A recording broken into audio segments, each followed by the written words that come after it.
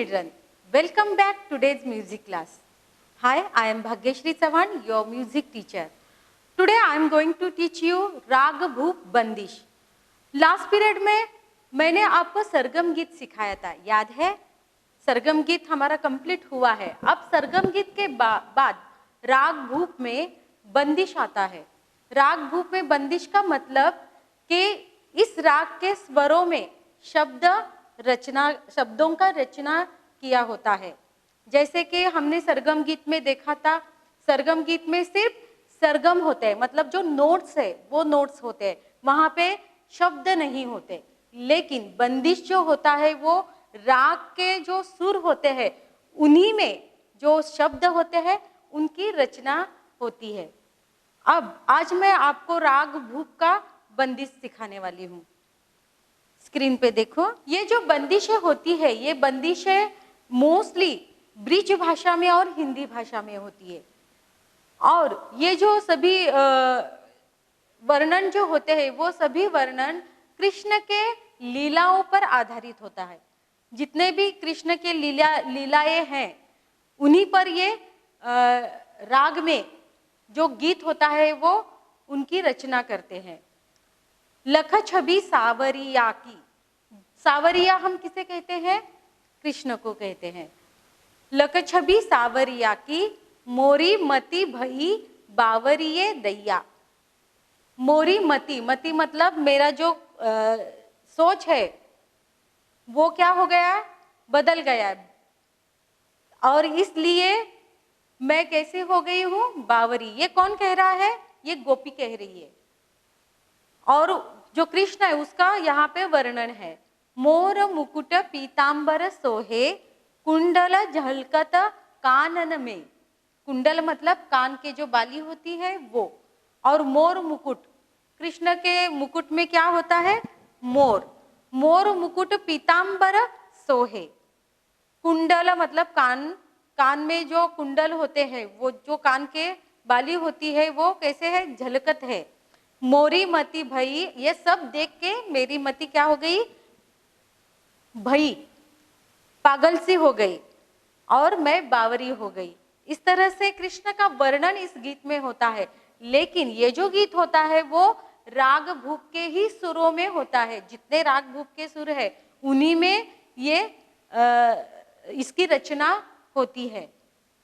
राग भूप के स्वर आपको याद है? कितने सुर होते हैं राग भूप में? 5. कौन से? सा रे ग प ध सा, सा ध प ग रे सा. ये मैंने लास्ट पीरियड में आपको सिखाया है. हमने सरगम गीत में भी देखा है. यही इन्हीं स्वरों में सरगम गीत की भी रचना होती है. इसमें 2 सुर हमने क्या देखा है कि नहीं है. कौन से नहीं है? म और नी. म और नी यहाँ पे कहीं पे भी आपको दिखाई नहीं देगा. इनको वर्ज किया है. वर्ज मतलब निकाला है. इस तरह से बंदिश इसमें होती है, राग भूप बंदिश. जैसे मैं गाती हूँ मेरे पीछे ही आपको गाना है, प्रॉपरली सुनना है. प्रॉपरली आपको एक बार सुनना है. लख छवि सा, लख छवि सावरिया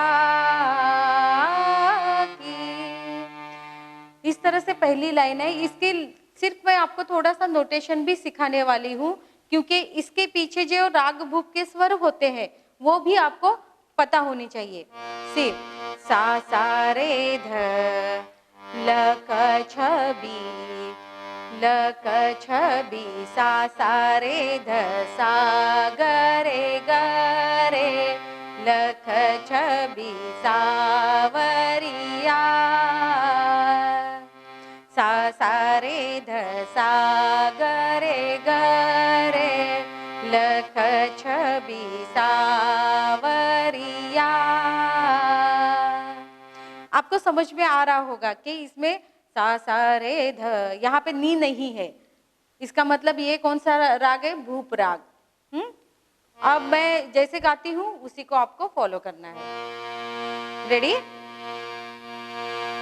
सा सा रे ध सा ग रे ग रे।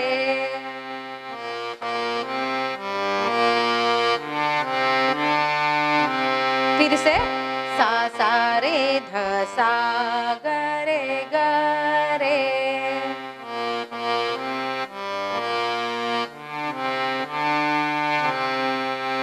लख छबि सावरिया।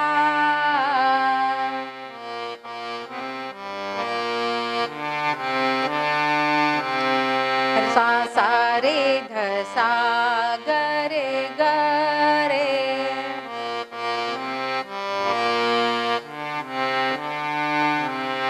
लख छबि सावरिया।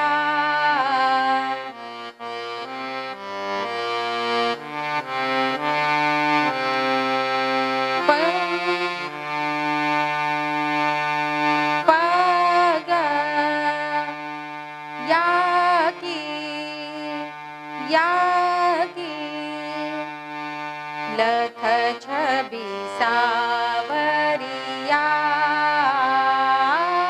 की।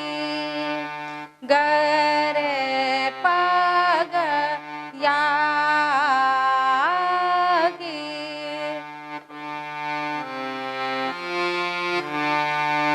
फिर से एक बार लख छबि सावरिया की।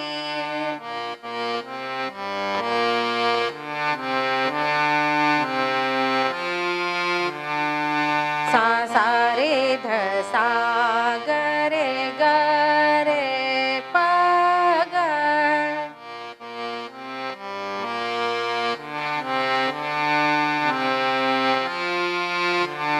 लख छबि सावरिया की।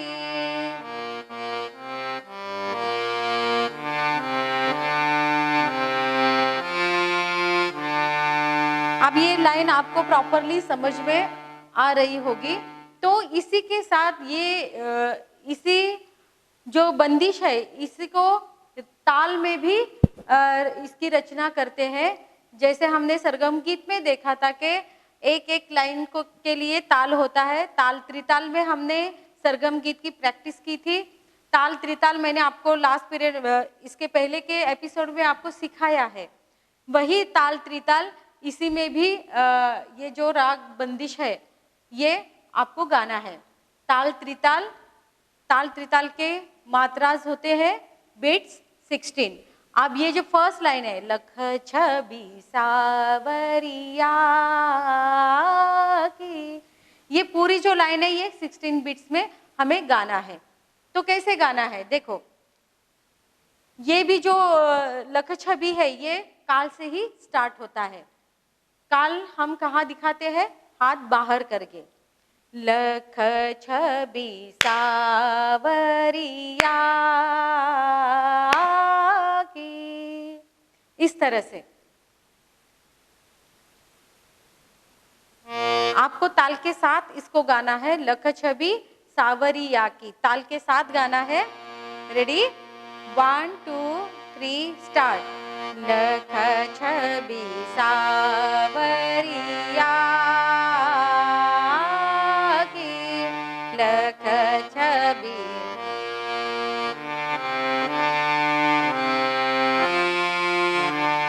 लख छबि सावरिया की।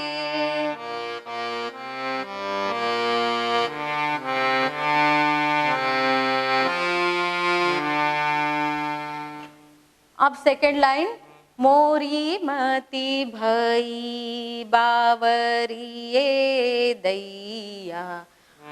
इसके नोटेशन है ग ग रे रे सा सा सा सा सा रे सा ध प। आपको गाना है ग ग रे रे सा सा सा सा सा रे सा ध प। ग ग ग ग रे सा सा सा, मोरी मती भई सा सा रे सा ध प,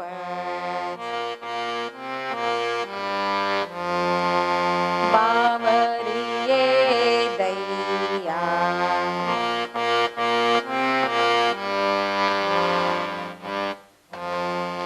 मोरी मती भई बावरिये दैया,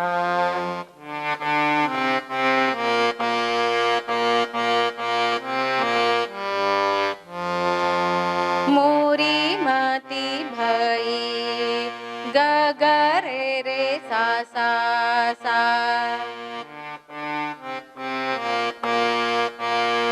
बावरिये दैया,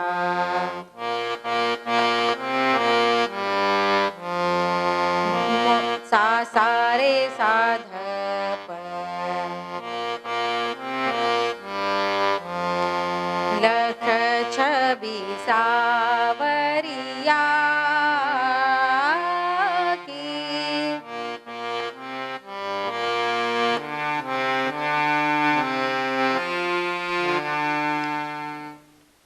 ये हो गया स्थाई। इसको कहते हैं स्थाई। जो गाने का पहला पार्ट्स होता है, पहला जो दो लाइंस होते हैं उसको स्थाई बोलते हैं। लख छवि सावरिया की, मोरी मती भई बावरिये दैया, इसको कहते हैं स्थाई। अब हम पूरा स्थाई फिर से गाएंगे। रेडी? 1, मुझे फॉलो करना है। लख छवि सावरिया की,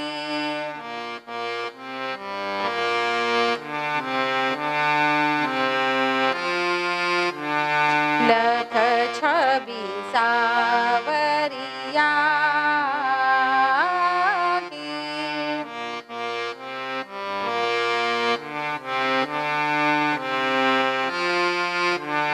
मोरी मती भई बावरिये दैया,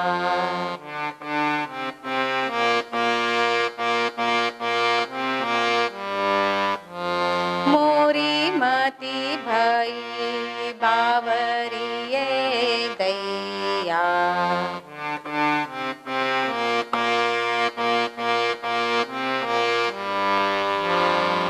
लख छवि सावरिया की,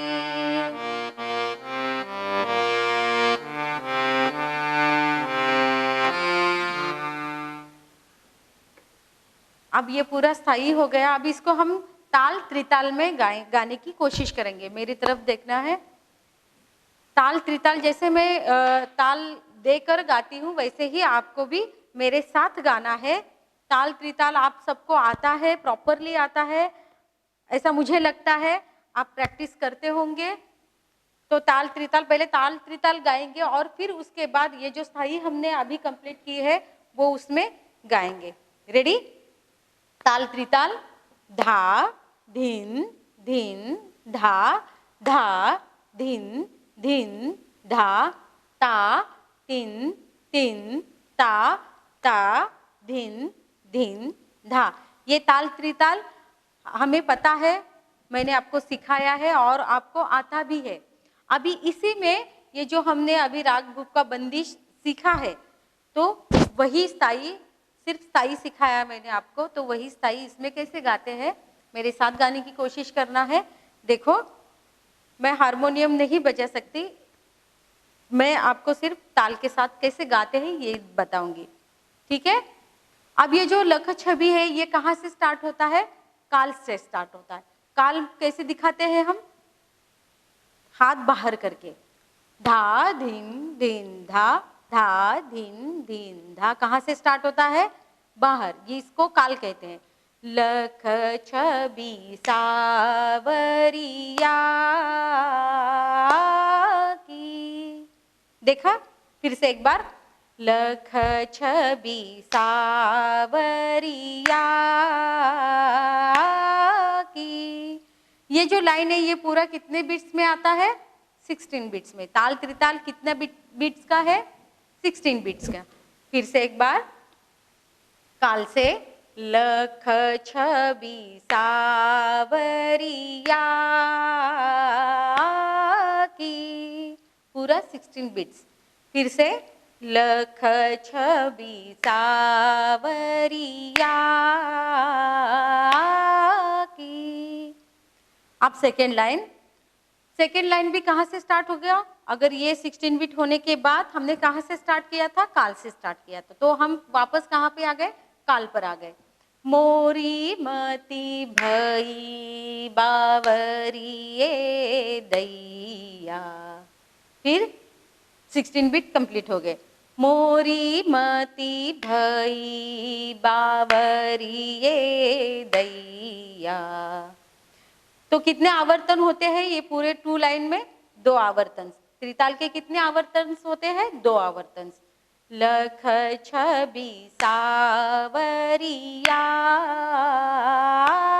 की, मोरी मती भई बावरिए दैया।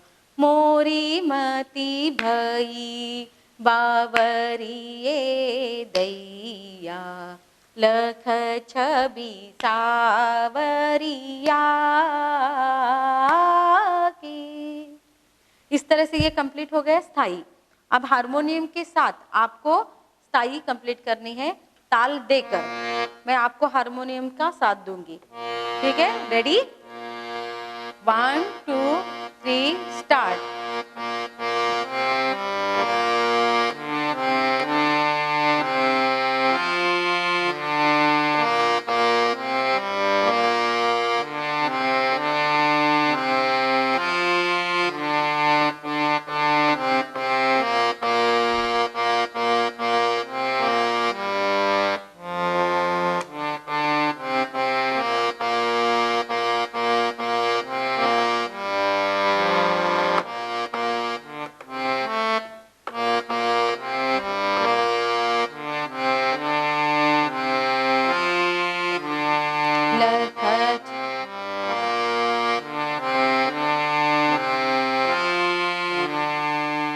ये हो गई स्थाई। अब अंतरा, स्क्रीन पे देखो। अंतरा, अंतरा मतलब गीत का सेकेंड पार्ट, उसको अंतरा कहते हैं। ये जो बंदिशें होती है इसमें स्थायी और अंतरा ये 2 ही पार्ट्स होते हैं। जैसे कि गाने में जो भी हम गाना देखते हैं, फिल्मी सॉन्ग या कोई, उसमें स्थायी होती है फर्स्ट और बाद में स्टांजास होते हैं। वैसे इसमें नहीं होता, इसमें सिर्फ स्थायी और अंतरा होता है। देखो अंतरा, मोर मुकुट पीतांबर सोहे, मोर मुकुट पीतांबर सोहे, कुंडल झलकत कानन में, कुंडल झलकत कानन में, मोरी मती भई बावरिए दैया। मोरी मती भई बावरिए दैया। लख छबी सावरिया की। जैसे कि अंतरा खत्म होने के बाद लख छबी जो साई का फर्स्ट लाइन है वो फिर से एक बार रिपीट करना होता है, क्योंकि पूरा जो गीत है उसको कंप्लीट करना है। और उसके बाद तिहाई मैंने बताया है, सरगम गीत के टाइम पर तिहाई लेनी होती है। तिहाई मतलब जो भी फर्स्ट लाइन है उसका हाफ पार्ट। लख छबी सावरी, लख छबी सावरी, लख छबी सावरिया की। इस तरह से तिहाई लेकर जो भी बंदिश हम गा रहे हैं वो कंप्लीट हो जाता है। अब अंतरा देखो, मोरा मोरा मुकुट, इसके नोट्स है, इसके नोट्स है सा धा प ग रे, मोरा मुकुट सा धा प ग रे,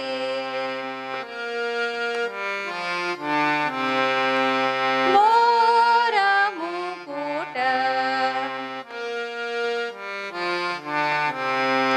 सा धा प ग रे, मोरा मुकुट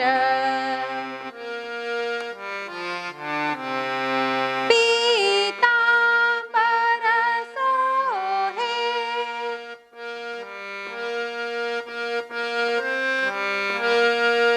सा, इसके नोट्स है सा ध सा रे ध सा,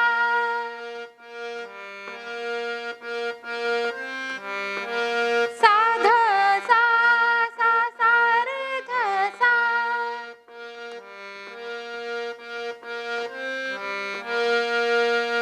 पी पीतांबर सोहे,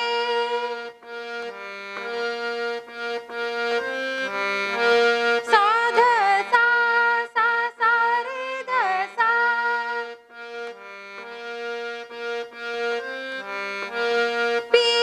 पीतांबर सोहे,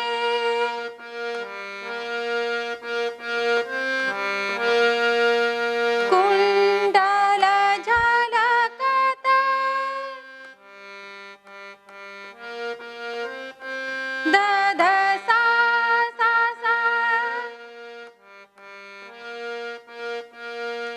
कुंडल ध ध ध सा, रे ध सा, कुंडल झलकत, ध ध सा रे रे,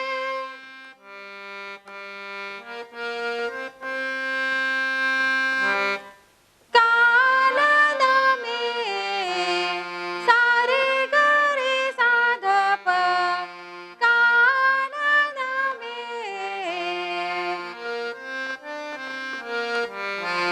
सा रे ग रे सा ध प, कानन में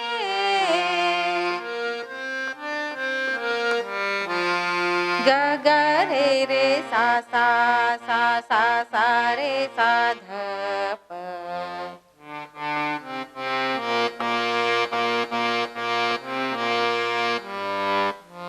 मोरी मति भई बावरी दैया,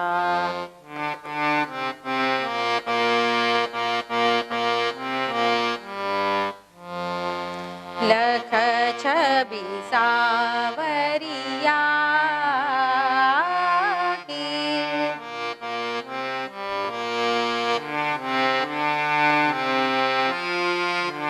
अब तिहाई लेंगे, लख छबि सावरी, लख छबि सावरी, लख छबि सावरिया की,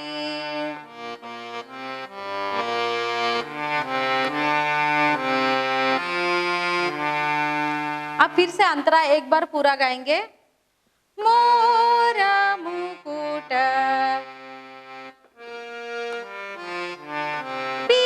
पीतांबर सोहे,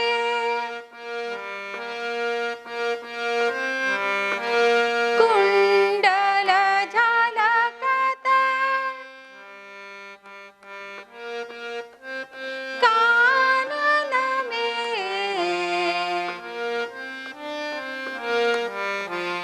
मोरी मति भई बावरिये दैया,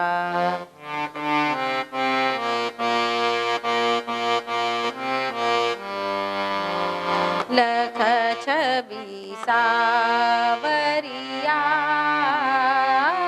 की।